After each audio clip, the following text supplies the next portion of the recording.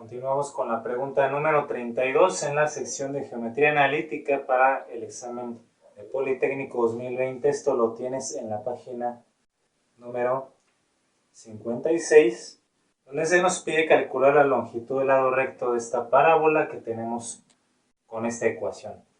Bueno, entonces para nosotros poder resolver adecuadamente este ejercicio, pues vamos a tener que pasar la ecuación general de la parábola, que es la que te están proporcionando, a su forma ordinaria o la forma estándar de la parábola.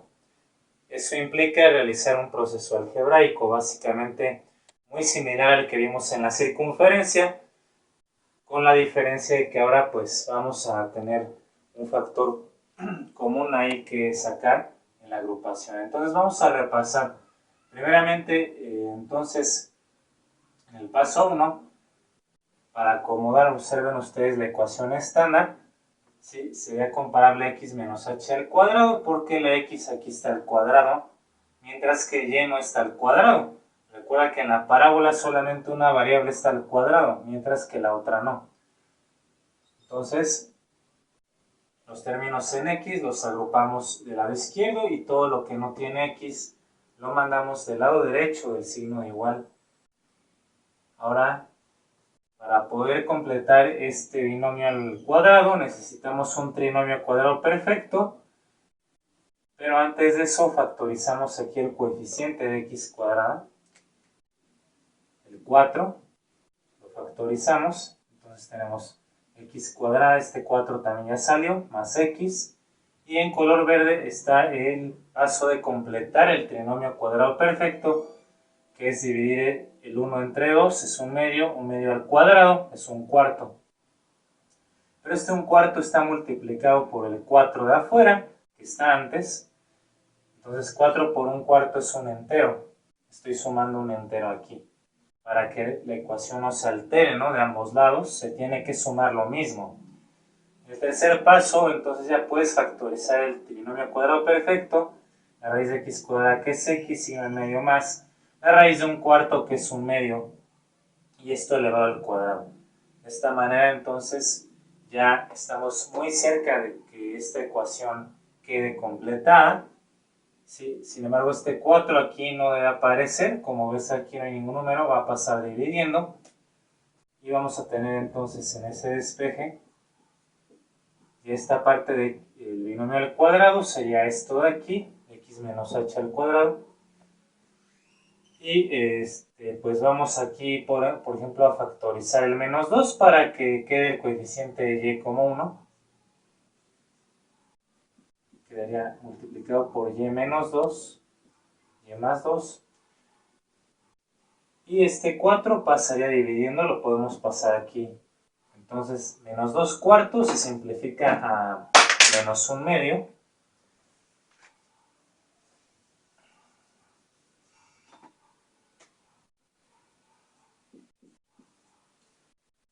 Y así entonces observa que esta ecuación ya es muy semejante a la que tienes aquí, que es la forma estándar o la forma ordinaria, ¿no? De tal manera que entonces si quieres sacar el lado recto es 4 veces el parámetro, como se sabe en el tema de parábola, y todas las ecuaciones estándar u ordinarias de la parábola tienen este factor, no 4p como se explica en ese tema. Así que únicamente tendrías que ver este valor. Y así el lado recto es igual a 1 medio, ¿no? La distancia del signo menos que te dice que la parábola abre hacia abajo, ¿no? Bueno, en este caso es el inciso C, ¿sí? Aunque voy a aprovechar para identificar otros elementos de la parábola por si te los llegan a pedir. ¿Qué más puedes obtener de aquí? De las coordenadas del vértice, ¿no? Que es menos 1 medio. Recuerda cambiar el signo. X va con H, Y va con K. La coordenada en K entonces sería menos 2. Ahí tienes tu localizado el vértice. Vamos a hacer una pequeña pausa.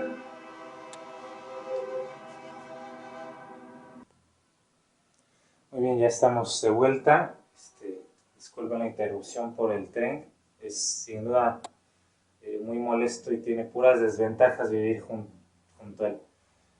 Entonces estábamos en que el vértice pues se le cambian los signos, ¿no? Igual que en la circunferencia. También puedes sacar el parámetro, ¿no? Ya que 4 veces el parámetro, que es el lado recto, vale 1/2. Si despejamos el parámetro, 1/2 dividido entre 4 es 1/8. Vemos que la parábola entonces, por el signo negativo que tiene aquí puede ser más, abre hacia arriba, o menos, que abre hacia abajo. En este caso, así es, esta parábola abre hacia abajo. E incluso si te pidieran un bosquejo de la gráfica, pues bueno, ya tienes una idea, ¿no? -1/2, -2, digamos aproximadamente por aquí. La parábola entonces abre hacia abajo, tendríamos algo semejante. La coordenada del foco, si te la piden, bueno, el foco es la distancia, se ubica a una distancia P, parámetro del vértice, 1/8 hacia abajo. Entonces el foco estaría 1/8 hacia abajo, la directriz, por el contrario, estaría 1/8 de unidad hacia arriba, y así tú podrías ubicar entonces esas coordenadas, ¿no? Como se ven pues justamente en este tema. En fin, hay muchas cosas que básicamente todos los elementos básicos de la parábola los puedes obtener transformando la ecuación general a la ecuación estándar u ordinaria. Así que es muy importante que igual domines este procedimiento algebraico, que también se utilizará en la elipse y en la hipérbola, como vamos a ver más adelante en este mismo curso de resolución de la guía. Vamos con la pregunta 33. Aquí simplemente te piden las coordenadas del vértice en HK. Ya tienes la ecuación ordinaria o estándar, así que es directo. ¿Sí? X va con H, así que es cambiando el signo, -3, y Y va con K. Entonces en vez de 1 sería -1. Ya tienes la respuesta correcta, ¿no? Que en este caso es el inciso A. E igualmente, de hecho, es el mismo caso que tenemos aquí, una parábola que abre hacia abajo. Puedes sacar sus coordenadas del foco, la ecuación de la directriz, etcétera, ¿no? Por eso les decía en el video anterior, es muy importante que tú tengas las ecuaciones de la parábola de memoria, o que las tengas por lo menos a la mano, ¿no? Al momento de hacer tus ejercicios y te las vayas memorizando poco a poco. De esta manera entonces tú vas a reforzar el tema viendo el video que tengo especial en el canal de parábola, ¿sí? Si no lo has visto lo tienes que ver si no dominas el tema, claro está. Vamos con la pregunta número 34. Nos pide nuevamente el lado recto de la parábola que tiene un vértice en 3,4 y un foco en 3,2. Bueno, entonces únicamente basta con ubicar estas coordenadas 3,4 y 3,2.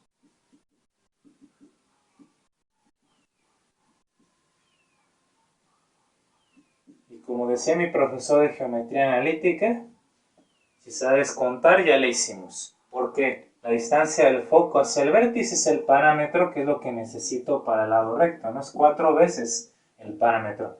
Entonces de 2 a 4 es igual a 2. Y el lado recto va a ser igual a 4 por 2, o sea de 8 unidades. Y de aquí que lleguemos al inciso B como la respuesta correcta. En la 35, bueno, es tal cual esta expresión que te pide para LR, o sea el inciso D. Y ahí terminamos el tema de parábola como tal. Ahora vamos a pasar a la pregunta número 36, donde se nos pide la longitud del semieje mayor de una elipse. Pero para eso vamos a tener que borrar primero todo esto.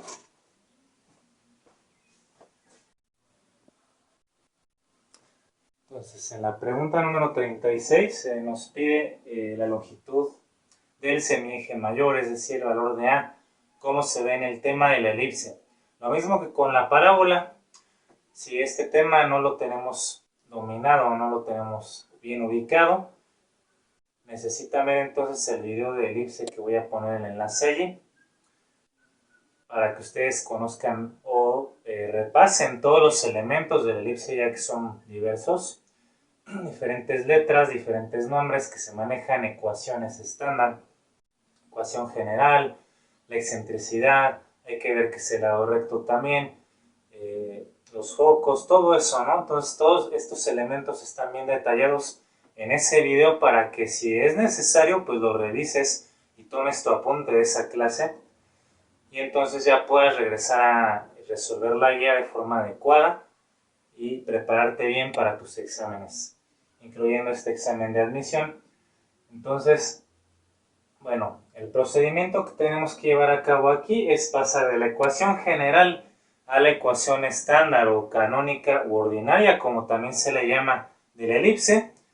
Y esa ecuación tenla a la mano. Ya sabemos que, bueno, en el caso de una ecuación larga como esta, es x menos h al cuadrado sobre a cuadrada, puede ser a o b cuadrada más y menos k al cuadrado sobre a o b al cuadrado igual a 1. Entonces, una vez que ya la tenemos ahí, si nosotros tenemos que, igual, como en circunferencia y parábola, realizar un proceso algebraico. Primer paso, agrupar términos en x y en y, término independiente lo pasamos del otro lado, en este caso el 1 restando. Segundo paso, factoricé el coeficiente cuadrático de la x y de la y de una vez completamos también el trinomio cuadrado perfecto sumando aquí 4/25, que de donde se obtuvo, como ya sabes, 4/5 entre 2 al cuadrado te va a dar esto. Y lo mismo aquí sería, factoricé el 3, queda y cuadrada más 2y, y este 1 en verde es el que estoy completando. Es el número que completa el trinomio cuadrado perfecto, ¿no? Es obtenido de dividir el 2 entre 2, que es 1, 1 al cuadrado es 1. Y así este trinomio y este trinomio son cuadrados perfectos, pero para que no se altere tengo que multiplicar 4/25 por 5, eso nos da 4/5, que es lo que estamos realmente sumando, ya de ambos lados. Y este 1 por 3, 3 por 1, 3, ahí está, estoy sumando 3 de ambos lados también para que la ecuación no se altere. Siguiente paso, factorizo los TCPs y quedan entonces estos binomios cuadráticos. Cuarto paso, como tiene que estar igualado a 1, vamos a dividir entre 14/5 toda la ecuación para que no se altere. Entonces al dividir 5 enteros entre 14/5 te da esta fracción 25/14. Y al dividir 3 enteros entre 14/5 te va a dar esta fracción 15/14, que la acomodamos así de forma conveniente. 14/5 entre 14/5 es 1, entonces ya tenemos que realizar un último paso, ya que este número 25 aquí está estorbando y el 15 también nos está estorbando ahí. Lo que vamos a hacer es aplicar el recíproco o el inverso de la fracción. Entonces, en vez de 25/14, vamos a poner abajo 14/25 con el mismo binomio que ya tenemos arriba, más lo mismo aquí, invertimos en la parte de abajo, queda en vez de 15/14, 14/15, y el mismo binomio en la parte de arriba igual a 1. Y así esto se asemeja a esa ecuación estándar de la elipse, ¿no? Que es x más h al cuadrado. Puede ser a o b, ahorita vamos a ver cómo está aquí, a o b al cuadrado más y menos k al cuadrado sobre a o b al cuadrado igual a 1. Bueno, a es el semieje mayor y b el semieje menor. Simplemente compara estas dos fracciones, ¿cuál es mayor? 14, tomando 14/25 o tomando 14/15. Efectivamente, ¿no? 14/15, 14/15 es más grande.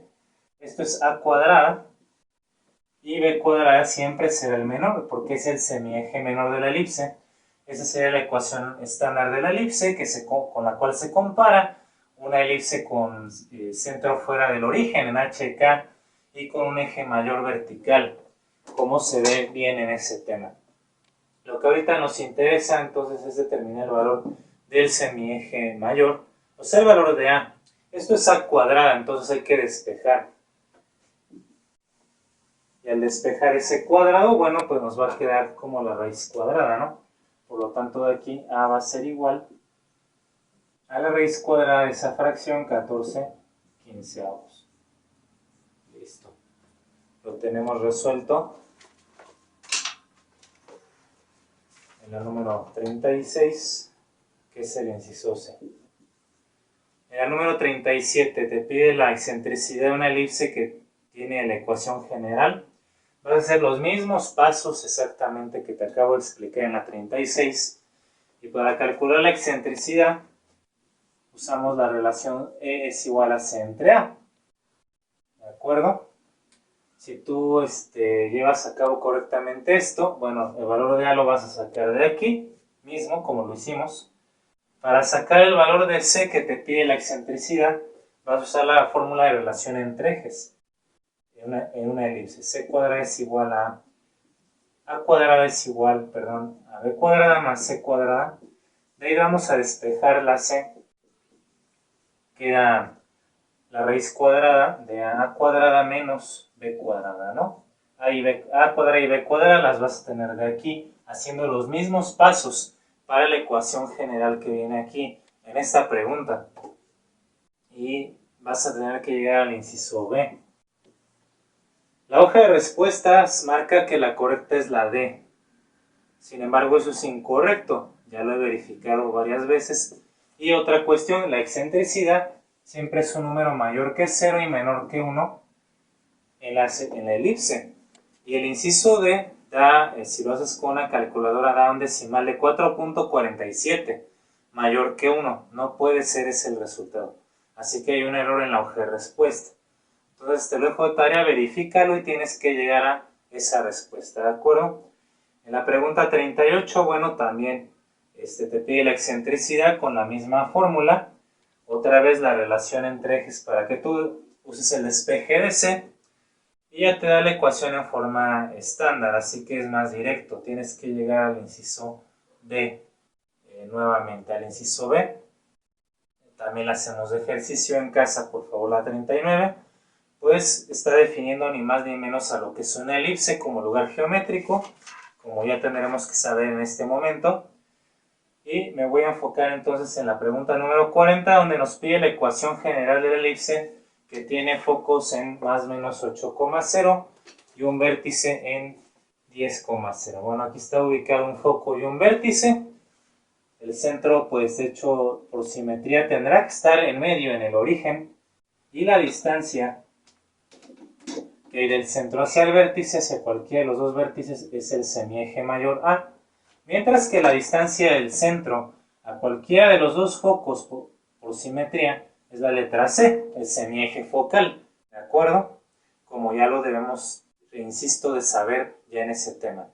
Así que espero ya lo tengas bien ubicado, o si no, tienes que ver ese video, ¿de acuerdo? Así. Entonces, la ecuación estándar que tenemos que usar es con centro en el origen. Ese sería otro dato ya que vemos en la gráfica. El eje mayor está horizontal, es del centro al vértice, tenemos el eje mayor. Entonces la ecuación ordinaria para el eje mayor horizontal es x cuadrada sobre a cuadrada más y cuadrada sobre b cuadrada, y esto igual a 1, ¿no? Para la elipse. Ya tienes A, te falta B. Vamos a utilizar la relación entre ejes despejando B, porque ya tiene C. ¿Cuánto vale A? Aquí lo tenemos de 0 a 10, entonces A vale 10. Mientras que C de 0 a menos 8 hay una distancia de 8 unidades. Despejando entonces ahora B de aquí. Bueno, B cuadrada, más bien, por aquí te piden B cuadrada. B cuadrada va a ser igual, la C pasa restando, entonces es igual a A cuadrada menos C cuadrada. Al cuadrado es 100, menos C cuadrado, que sería 8 al cuadrado 64.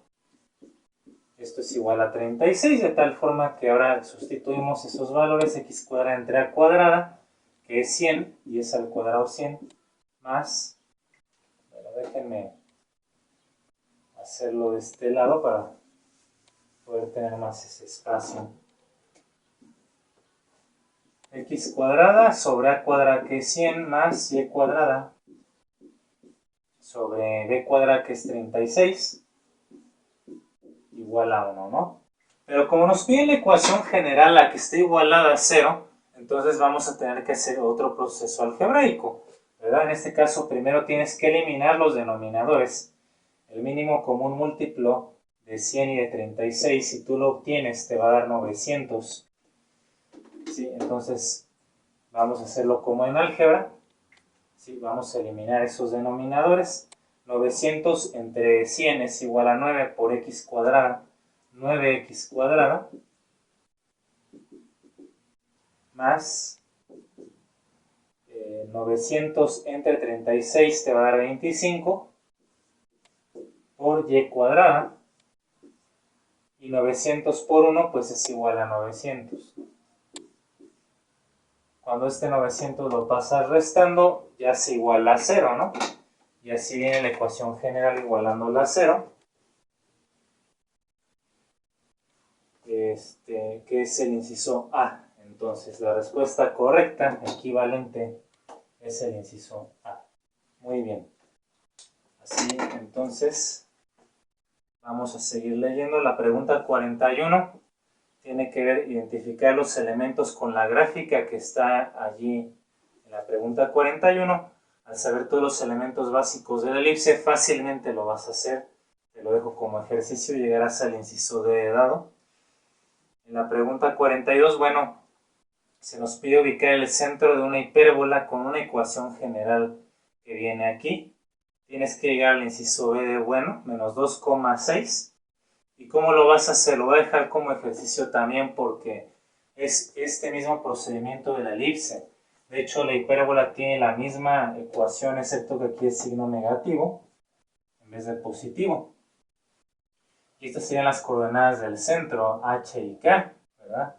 H va con X, K va con Y, le cambias los signos y listo, ¿no? Puedes resolverlo ahora. También ya tengo el video de hipérbola en el canal desde el año anterior que estuve trabajando en estos temas, así que también por ahí va a estar el enlace o al final del video en una lista de reproducción geometría analítica para que ahí por favor lo busques o directamente te vas al menú listas de reproducción y ahí viene geometría analítica.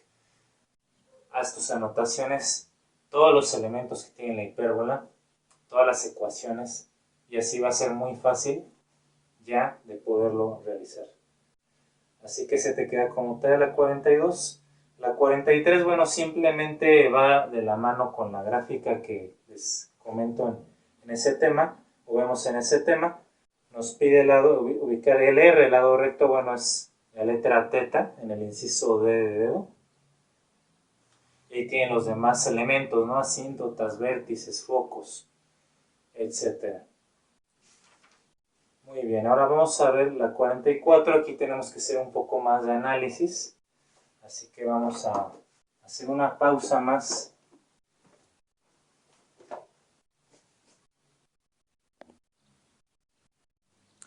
Y entonces en la pregunta 44, como nos dice el párrafo aquí en la guía, en la página 58, dice un punto se ubica sobre una de las dos ramas de una hipérbola. Aquí tenemos una gráfica para poder visualizar bien esto. Si la diferencia de sus distancias a los dos focos, aquí está foco 1 y foco 2, es de 20 unidades, calcular la distancia que separa los vértices de la hipérbola, ¿no? Bueno, la distancia que separa los dos vértices, V1 y V2,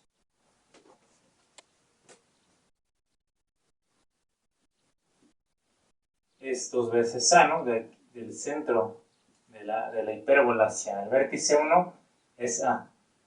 Y del centro al otro vértice también es A. Entonces A más A, 2A. Toda esta distancia es 2A. ¿De acuerdo? Eso es lo que te están pidiendo. La distancia entonces de vértice a vértice, ¿no? O el eje, como se le llama, real o el eje transverso en la hipérbola. ¿Cómo podemos obtener eso sabiendo este dato? Bueno, podemos tomar cualquier punto que esté sobre la hipérbola, ¿no? Conviene tomar este punto, es más fácil, uno de los dos vértices, por ejemplo el vértice 1, ¿no? Este punto pues se encuentra sobre una de las ramas de la hipérbola, entonces, por definición, eso tiene que ver con la definición de una hipérbola, como tal, como un lugar geométrico, que es precisamente esto. La diferencia de sus distancias a dos puntos fijos, que son los focos, es un valor constante. En este caso 20 unidades, siempre va a ser esa resta. Vamos a medir las distancias. Entonces, la distancia de este punto hacia el foco 1 es, vamos a llamarle de 1, distancia 1. Y la distancia de este punto hacia el foco 2, vamos a marcarla aquí en rojo, de 2. ¿De acuerdo? Ahora, por simetría, esta distancia de 1, de vértice 1 a foco 1, pues es la misma que de vértice 2 a foco 2, ¿no? Aquí también es de 1. Esa distancia 1, esta, y esta distancia valen lo mismo. Entonces ahora observa, ¿no? Vamos a borrar esta parte ya, para no confundirnos en el dibujo. Como dice aquí, a la distancia 2 le restas la distancia 1 en verde. Entonces le quitas este cacho. ¿Y qué quedó? Esto de aquí nada más, ¿no? Que es 2A justamente. Entonces, como esta resta vale 20 unidades, eso también vale 2A, 20 unidades. Así que esto es igual a 20 unidades, como expresa correctamente la guía en el inciso C. Y eso va a ser siempre así, ¿eh? No es un caso particular. Por la definición de la hipérbola, esta diferencia de distancias de cada punto a los focos, que es constante, va a ser también la longitud que tienes aquí como el eje real o el eje transverso, 2 veces A en una hipérbola. Siempre para toda hipérbola va a ser así. Y la pregunta 46 tiene que ver justamente con eso, para que la resuelvas de la misma manera y llegues a la respuesta correcta. En la 45, por definición de la hipérbola, es el inciso A. La diferencia, como tienes aquí también. En la 47 otra vez la definición de una hipérbola, que es el inciso C. Fíjate qué importante es tener bien claro el concepto, las definiciones de cada sección cónica, circunferencia, parábola, elipse e hipérbola. Entonces vamos a la 48 aquí nosotros. Determina la ecuación de la circunferencia con centro en 2,1, radio de 4, pero en coordenadas polares. Muy bien, primeramente necesito obtener la ecuación cartesiana de esta circunferencia. Como el centro está fuera del origen, o sea en HK, nuestra ecuación estándar o canónica es x menos h al cuadrado más y menos k al cuadrado igual al radio al cuadrado, ¿no? Para una circunferencia. Entonces, al sustituir x menos h sería x menos 2 al cuadrado más y menos 1 al cuadrado igual al radio, que es 4 al cuadrado 16. Vamos a elevar estos binomios al cuadrado, como ya lo sabemos hacer en álgebra.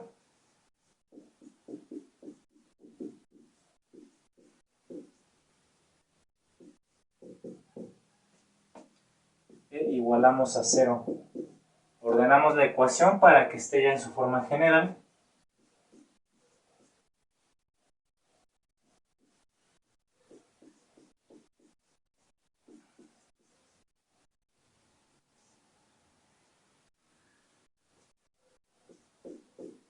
Ahí está la ecuación general de la circunferencia, ¿no?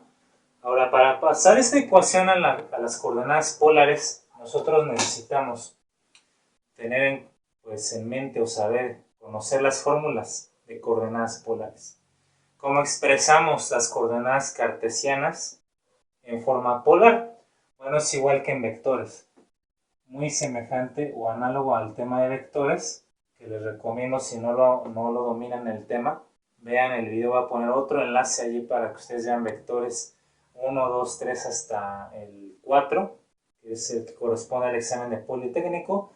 y domines muy bien los vectores, también para el caso de física, ¿no? Sobre todo.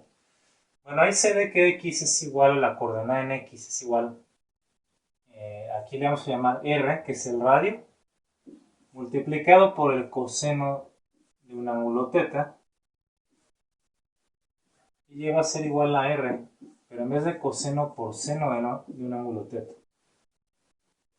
Estas coordenadas se expresan así, en términos de un radio y de un ángulo. Esas son las coordenadas polares.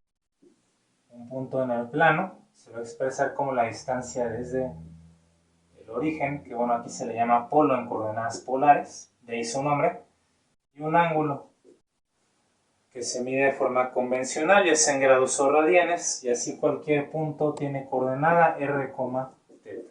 Esas son las coordenadas polares. Por trigonometría, como se ven vectores, se deducen estas fórmulas. Me las aprendo de memoria. Vamos a sustituir x y y por esos valores, entonces x cuadrada primeramente sería r coseno del ángulo al cuadrado más el valor de la y al cuadrado, pero y es r seno de θ al cuadrado,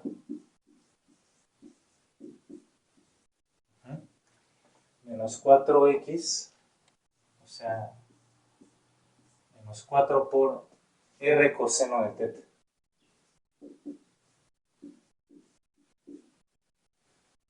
Menos 2 por y, que es r seno de θ, menos 11 igual a 0. ¿No? Ahí está, sustituido los valores de x y de y correspondientes. Déjenme ver cómo andamos de tiempo. Muy bien. Entonces, vamos a hacer las operaciones, ¿no? Aquí en este caso elevamos al cuadrado. Esto por ley de exponentes se eleva tanto el radio como el coseno, r cuadrada. Coseno cuadrado del ángulo más lo mismo aquí sería r cuadrado, seno cuadrado del ángulo, menos 4 por r coseno del ángulo, menos 2r seno del ángulo, quitando paréntesis, menos 11 igual a 0. Ahora la ecuación no viene así, aunque no hay términos semejantes. Quiero que observes que aquí, bueno, usualmente se puede utilizar la identidad pitagórica, seno cuadrado más coseno cuadrado, que es igual a 1, ¿no? Entonces, digamos, en estos dos términos, ¿sí? Voy a factorizar la r cuadrada, que es factor común, y te queda así, ¿no? El factorizar. Ahora, esto es igual a 1 por la identidad pitagórica. Todo esto es 1. Y 1 por r cuadrada, pues sigue siendo nada más r cuadrada. Y así ya tenemos nuestra ecuación general de esta circunferencia en forma polar o expresada en coordenadas polares, como está marcado justamente en el inciso B, ¿no? El inciso B de bueno, pues es la ecuación que viene justamente así y es la respuesta que también nos marca la Y. La pregunta 49, ¿cuáles son las coordenadas que definen el plano cartesiano o las coordenadas rectangulares? Pues son estas mismas, el inciso D de dedo. Y por último la 50, bueno, allí nos piden las ecuaciones que definen las coordenadas polares ahora en términos de cartesianas. Ahí la hoja de respuesta tiene un error, no es la D, no es el número 4, porque son estas mismas, sino es el número 2, que es el inciso B de bueno. Para sacar el ángulo θ, sacamos el arco tangente o la tangente inversa de y entre x. Y el radio se saca con el teorema de Pitágoras, por eso es la raíz de x cuadrada más y cuadrada, como bien se dice en el número 2. Así que entonces, esto lo vas a reforzar también en el tema de vectores más. Concluimos la sección de geometría analítica. Obviamente hay que hacer ejercicios de sus guías, de sus cuadernos de reactivos, el examen de práctica también cuando sea el momento de que ustedes ya lo puedan abordar. Pues bueno, ya tenemos que tener todas esas fórmulas de geometría analítica listas en nuestra mente. Si la explicación fue adecuada, si esto fue útil, dale pulgar arriba, compártelo con tus amigos y nos vemos para la siguiente materia.